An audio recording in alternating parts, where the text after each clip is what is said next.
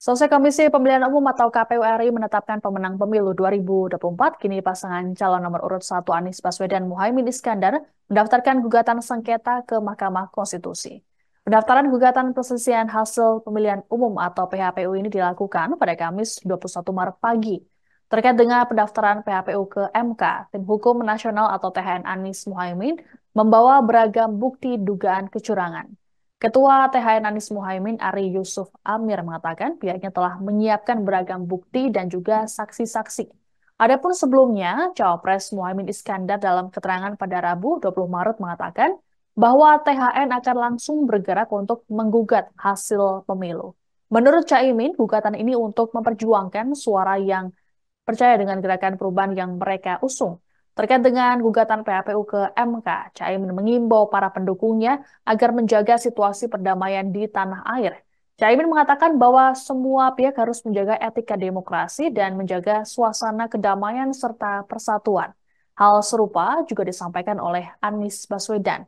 Anies berharap dukungan untuk langkah tim hukum Amin sehingga apapun temuannya akan menjadi fakta sejarah.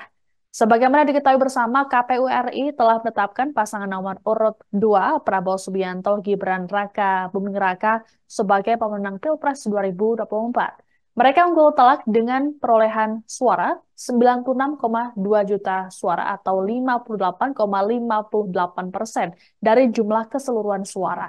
Sedangkan pesaing terdekat mereka yakni Anies Baswedan Muhaimin Iskandar hanya mendapat 24,95% atau 40,9 juta suara. Urutan terendah yakni paslon nomor urut 3 Ganjar Pranowo Mahfud MD dengan perolehan suara 27,04 juta suara atau 16,47%. Adapun Mahkamah Konstitusi atau MK telah resmi membuka pendaftaran PHPU pada Rabu 20 Maret malam. Wakil Ketua MK Saldi Isra membuka pendaftaran PHPU dengan menekan tombol tanda dibukanya pendaftaran. Adapun pendaftaran mulai beroperasi 3 kali 24 jam setelah KPU mengumumkan hasil pemilu 2024.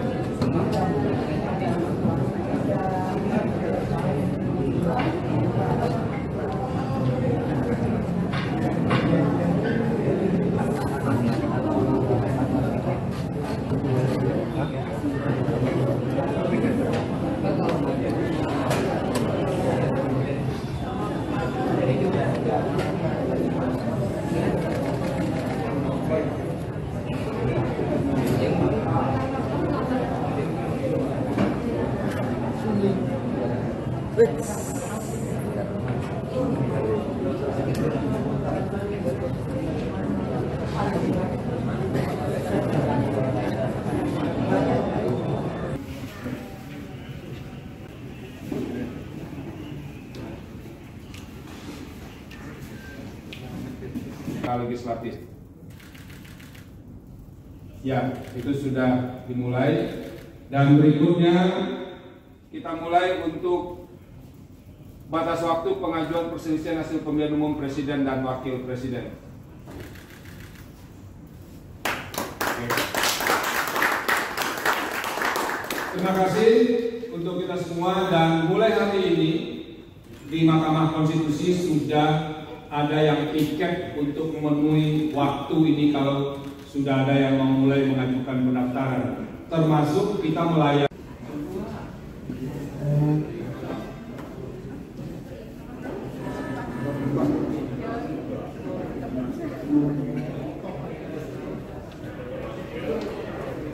Tim Hukum Nasional atau THN Anies Baswedan Muhaimin Iskandar telah resmi mendaftarkan gugatan Pilpres 2024 ke Mahkamah Konstitusi atau MK. Diketahui THN Anies Muhaimin tiba di gedung MK pada Kamis 21 Maret pagi.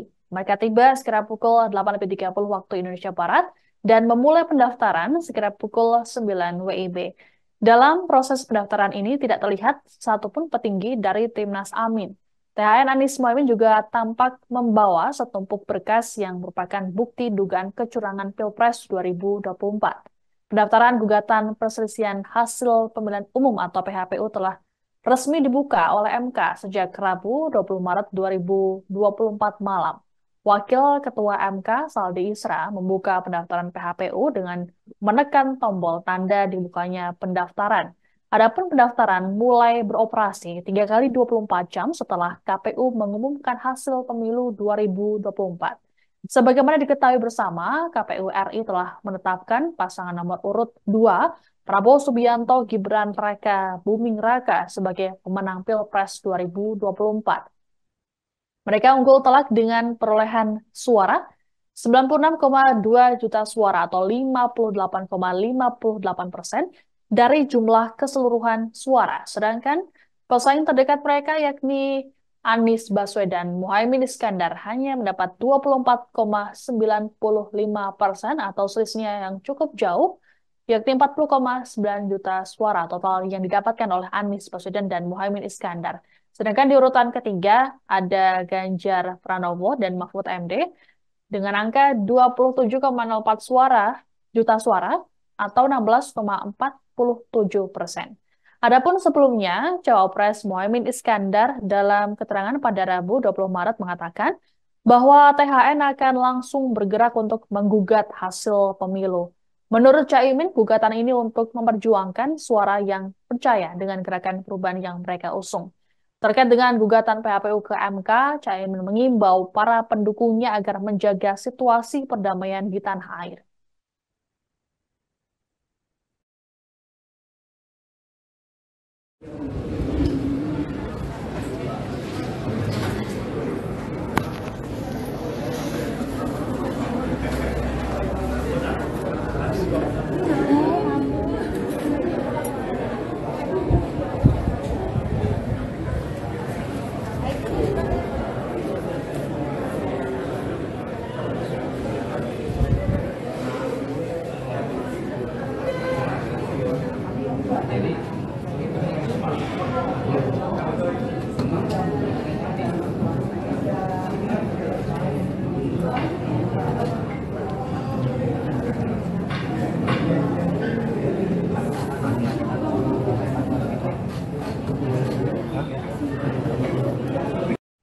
Penetapan hasil pemilu 2024 telah mendapat respons dari Presiden Joko Widodo. Dalam keterangannya di Pontianak, Kalimantan Barat, Kamis 21 Maret, Presiden Jokowi bersyukur proses rekapitulasi sudah berjalan lancar.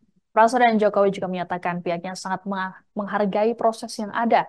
Lebih lanjut, Jokowi juga mengapresiasi atas kerja keras yang dilakukan oleh KPU dan Bawaslu selama penyelenggaraan pemilu.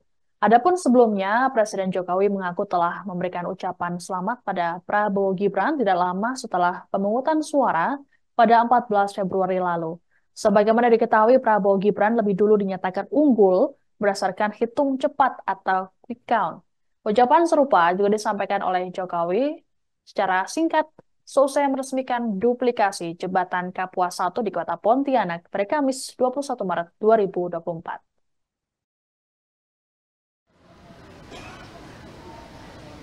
Ya, kita patut bersyukur proses penghitungan, proses rekapitulasi dan penghitungan suara tadi malam sudah selesai dilakukan oleh KPU. Saya sangat menghargai, mengapresiasi proses yang ada dan kerja keras KPU, Bawaslu saya kira patut kita apresiasi sehingga semuanya berjalan dengan baik dan tepat waktu. Merespons penetapan hasil pemilu 2024, Ketua Umum Partai Nasdem Surya Paloh menyatakan menerimanya. Hal ini disampaikan oleh Surya Paloh dalam jumpa pers pada Rabu 20 Maret di Nasdem Tower, Jakarta Pusat. Selain menyatakan menerima hasil pemilu, Surya Paloh juga mengucapkan selamat pada Prabowo Gibran yang berhasil memenangkan Pilpres 2024. Menurut Surya, ada 3 pilihan sikap, yakni menerima, menolak, dan tidak bersikap terkait hasil pemilu. Namun dirinya dalam hal ini Nasdem memilih untuk menerima hasil pemilu semata-mata untuk kepentingan persatuan nasional. Meski begitu, Surya tidak menjelaskan apakah nantinya Nasdem akan turut menggugat hasil pemilu ke MK atau tidak. Adapun sikap dari Surya Paloh ini berbeda dengan Capres Anies Baswedan. Dalam kesempatan terpisah, Anies menyadari ada pihak-pihak yang berusaha mendegradasi usaha konstitusional Timnas Amin, sekaligus banyak pihak juga menyarankan agar tidak mengajukan gugatan penyimpangan karena kemungkinan mendapatkan keadilan yang kecil. Ia mengatakan berbagai ketidaknormalan tersebut tidak dapat dibiarkan. Anies pun mengajak semua pihak untuk terus melanjutkan perjuangan dan mendukung langkah tim hukum sehingga apapun temuannya akan menjadi fakta sejarah bangsa ini. Terhadap hasil pemilu tahun 2024 seperti berikut ini. 1. Partai Nasdem menyatakan menerima hasil pemilu tahun 2024 yang telah dilaksanakan pada tanggal 14 Februari 2024 yang lalu. Baik pemilihan anggota legislatifnya maupun pemilihan presiden dan wakil presiden dalam Pilpres. Kedua, Partai Nasdem mengucapkan selamat kepada seluruh partai politik peserta pemilu legislatif tahun 2024, beserta dengan ketiga pasangan calon yang telah mengikuti kontestasi pemilihan presiden pada pemilu 2024. Partai Nasdem juga mengucapkan selamat pada pasangan Prabowo Subianto dan Gibran Rakabuming Raka sebagai pemenang Pilpres tahun 2024. 3. Atas berbagai catatan yang ada, Partai Nasdem tetap berkomitmen untuk senantiasa berada dalam kehendak yang terus-menerus berupaya memperbaiki kehidupan demokrasi dan politik kita. Nasdem akan selalu siap, terbuka, serta telah menjalin komunikasi dan korespondensi dengan berbagai kelompok masyarakat sipil, akademisi, para tokoh, cendekiawan, guru besar, hingga media sebagai pilar demokrasi keempat guna mewujudkan komitmen tersebut. Ketua Umum Partai Nasdem Surya Paloh menyatakan menghormati sikap Timnas Anies Baswedan Muhaimin Iskandar yang menggugat hasil Pilpres 2024 ke Mahkamah Konstitusi atau MK. Dalam keterangan pada Rabu 20 Maret malam di Nasdem Tower, Jakarta Pusat, Surya Paloh menilai langkah ini sebagai upaya untuk mencari keadilan dan evaluasi. Terkait dengan hak angket, Surya Paloh menyerahkan sepenuhnya ke partai politik yang ingin meneruskan. Lebih lanjut dikatakan oleh Surya bahwa Nasdem akan melakukan evaluasi. Menurut Surya, Nasdem bukanlah partai dengan perolehan suara terbanyak dalam pemilu 2024.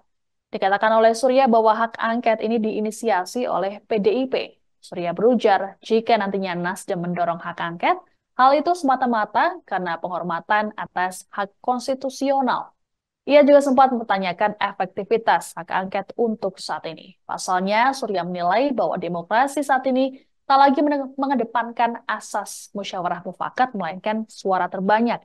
Sehingga hal inilah yang jadi bahan pertimbangan Surya soal hak angket. Adapun sebelumnya, Surya Paloh telah menyatakan partainya menerima hasil pemilu 2024. Menurut Surya ada 3 pilihan sikap, yakni menerima, menolak, dan tidak bersikap terkait hasil pemilu. Namun dirinya dalam hal ini Nasdem memilih untuk menerima hasil pemilu semata-mata untuk kepentingan persatuan nasional. Meski begitu, Surya tak menjelaskan apakah nantinya Nasdem akan turut menggugat hasil pemilu ke MK atau tidak. Sebab demokrasi pada kenyataannya senantiasa menyisakan ruang bagi berbagai bentuk perbaikan atau bahkan penyelewengan terhadap praktek kekuasaan itu sendiri. Yang paling penting adalah bagaimana komitmen kita sebagai kaum demokrat, sebagai kaum pergerakan, sebagai bahagian dari masyarakat sipil untuk terus-menerus tidak pernah berhenti berupaya memperbaiki praktek-praktek berdemokrasi kita. demi terciptanya kehidupan politik dan kekuasaan yang mencerdaskan kehidupan warganya. Berangkat dari pemikiran di atas, Partai Nasdem menyampaikan sikapnya terhadap hasil pemilu tahun 2024 seperti berikut ini. 1. Partai Nasdem menyatakan menerima hasil pemilu tahun 2024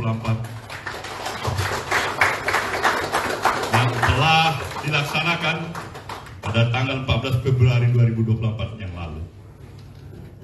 Baik pemilihan anggota legislatifnya maupun pemilihan presiden dan wakil presiden dalam Pilpres.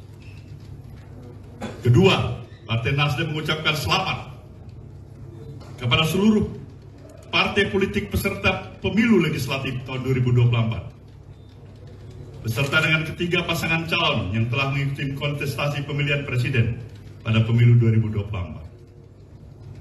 Partai Nasdem juga mengucapkan selamat pada pasangan Prabowo Subianto. Demikian informasi dalam Breaking News kali ini. Saya Siska Mawasi pamit, sampai jumpa. Download Tribun X sekarang, menghadirkan lokal menjadi Indonesia.